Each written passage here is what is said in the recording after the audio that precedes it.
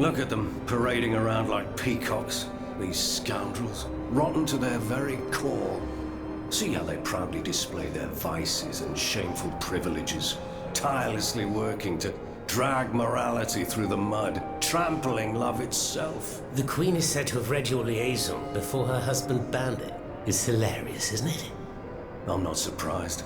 No matter how hard I work to denounce their immoral practices, the aristocrats saw my novel as nothing more than a light-hearted bit of fluff. How naive I was to imagine that my pen could slice away the gangrene of their debauchery. Well, fortunately, you have more than one string to your bow, mon capitaine.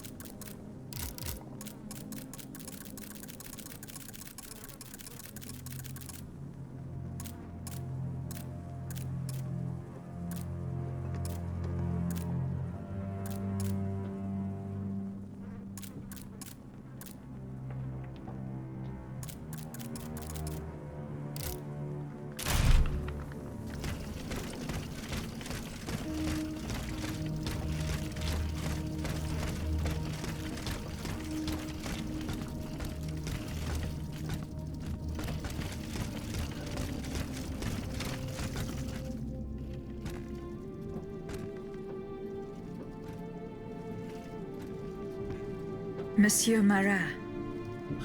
Huh? Hey? Who goes there? La diable, je m'attendais. So this is the famous huntress Diana I've heard so much about. Truly, 'tis an honor, madame. Now let me have a look at you. Oh, oui. You're just as they described. An angel of death, descended from the heavens to vanquish the clockwork tyrant. Who depicted me this way, monsieur? Mes compagnons, madame. Chief among them is Monsieur Chaudelot de Leclos. They have observed you dispensing justice all over the city. A most expeditious justice at that, as befits the crimes committed by our good king. What a strange machine you are.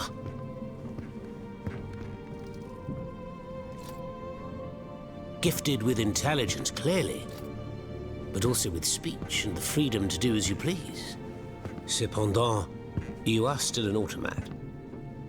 Who is your master?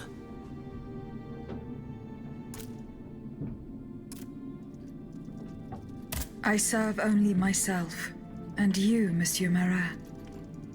Who is your master? I serve not a master, but a cause. That of the Duc d'Orléans. His cousin the king has no place on that throne, and nor does his wretched dynasty. The Bourbons, along with their wars, their crimes, and their vices, are finished. It's high time their scepter be passed to an enlightened, just monarch. One who is sympathetic to the people's sufferings. But now that I think about it, madame, look at us. We've been standing around chatting like old friends for several minutes, and I still don't know to what I owe the pleasure of your visit. I must go to the Bastille, where Monsieur de Vaucanson is imprisoned. Oui. Such a sad fate for a king's lackey. And what do you want with your creator? This man whose blood-stained hands built the army that's currently setting Paris ablaze. What Vaucanson has done, only Vaucanson can undo. Fair enough.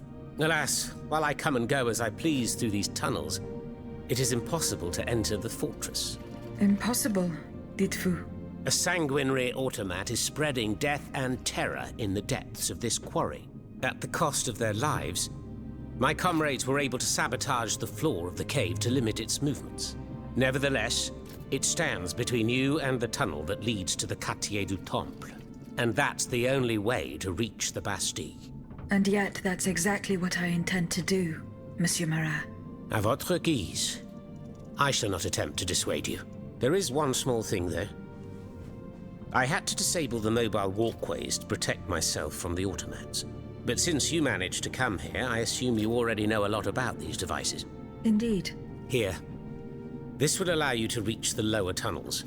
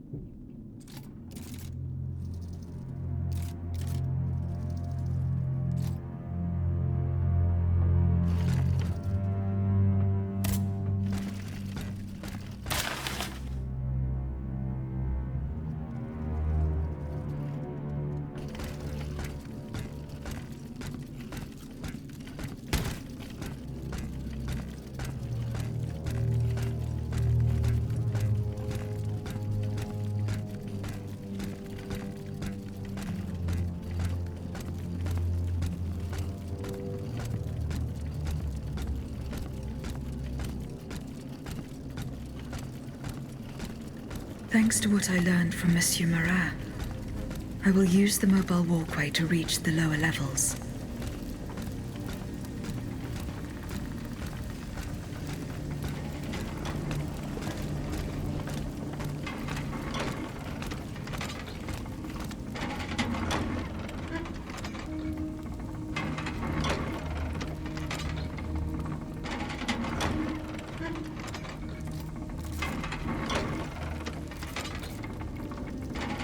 Voila. That should have fixed the walkway.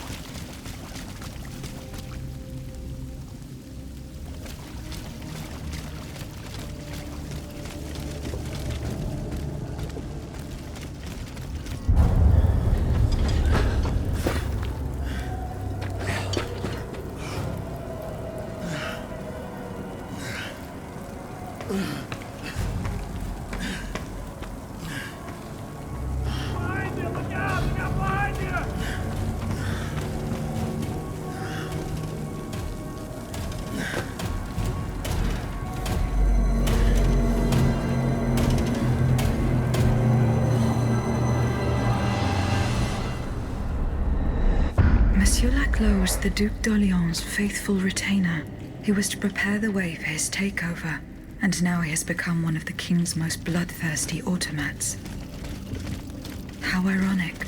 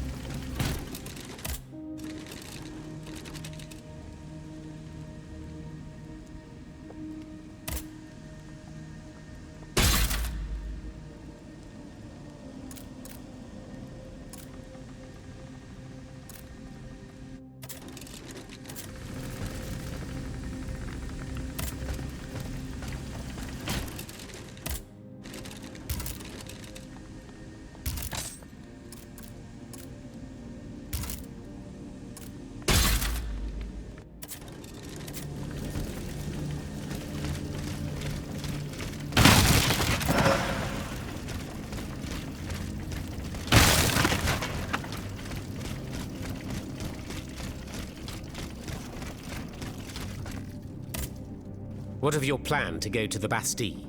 I haven't yet reached my objective. Keep making your way through the tunnels. You will find the way to the Temple. Who laid on this blood-stained mattress? Oh, it's a strange story. I suppose you heard about what happened in Place Dauphine? Indeed. I went there. Well, we took in one of the survivors of the massacre. The only survivor, it seems. Despite his serious injuries, he was particularly talkative. What did he tell you? He kept saying that Lafayette was a traitor in the king's pay. That the flaxen-haired hero had deliberately handed his brand new National Guard over to the automats. What evidence did your guest have?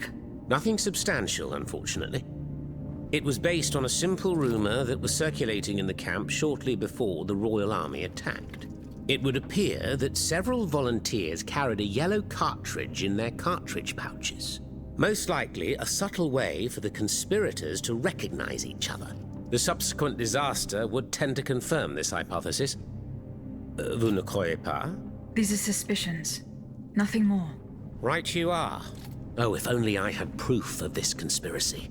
Then I'd be able to scutter the ambitions of that cur Lafayette for good. The would-be dictator's plans would be foiled. I must get to the bottom of this urgently. Very well. I encourage you to do so. But remember that the Marquis could not have acted alone. If you can't find anything implicating him, look into the members of his staff. Start in Place Dauphine, where those brigands sullied the ground with their boots. Monsieur Marat, did you take part in an operation that aimed to kidnap the Dauphin and his sister Charlotte? Me take part in an operation? Nonsense. My only weapon is my pen, and I have sharpened it, believe you me. That said, we did receive some information concerning the children. Unfortunately, I'm sworn to secrecy. If such an operation did indeed take place, Monsieur de Leclos would have been the one behind it. Alas, I fear that he is no longer of this world. There is little doubt that he and his men fell in the galleries. Dites-moi, Monsieur Marat, what exactly are you doing hiding in a quarry? I've made a lot of enemies. In my publications, I have always denounced the corrupt, and those who corrupt them. These vampires who cheat the weak and bleed the nation dry. Chief among them? That crook, Lafayette. That Tren Sabre. A career soldier who thinks he's Caesar. Not content to maintain an army of rats, this Blondin has all the Châtelet's judges in his pocket. It seems my prose upset him, as he swore to hunt me down. If I hadn't fled, I'd have been done for, there's no doubt about that. Who are your compagnons? Patriots who come and go in the quarries throughout the city, under the command of Monsieur Leclos. Alas, there are few left. And I wager that it won't be long before the machines that have taken over our hiding place find me. My hours are numbered. Mais vous-même, have you found any companions for yourself?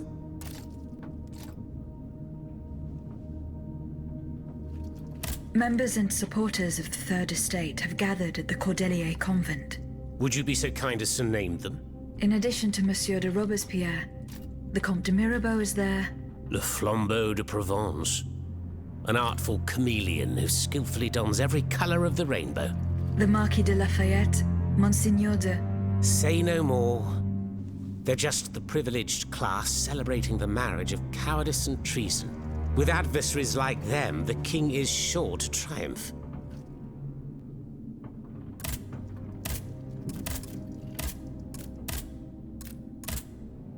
Who is Monsieur de Leclos? A brilliant writer whose pen has shaken the old world, but is also an experienced military engineer who has sworn his sword to our common cause, to his great misfortune, it would appear. There is little doubt that he died leading his men through the tunnels.